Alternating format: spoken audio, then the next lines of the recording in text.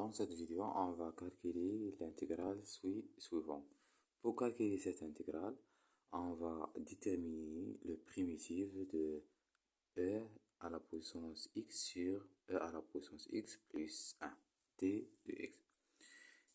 On a l'exponentielle de x sur l'exponentielle de x plus 1 égale. On a la dérivée de l'exponentielle de x. On dérive cette expression. On a la dérivée de cette expression égale à l'exponentielle de x et la dérivée de 1 égale à 0. Il y a l'exponentielle de x plus 0 sur l'exponentielle de x plus 1. Donc, ça égale. Donc, cette expression, voilà la dérivée de l'exponentielle de x et cette expression, voilà la dérivée de 1.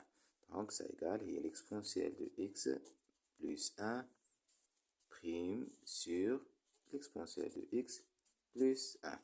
Donc, cette expression est sous la forme u prime sur u. Donc, le primitif de cette expression, est ln de la valeur absolue de u. Donc, on pose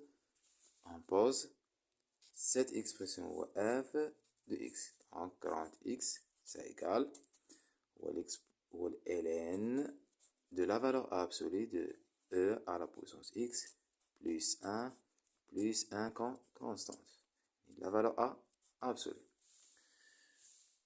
Donc, cette expression égale ln de la valeur absolue de l'exponentielle de x plus 1 ln 0 et 1. Donc, ça égale ln de la valeur absolue de l'exponentielle de 1 plus 1 moins ln de l'exponentielle de 0 plus 1.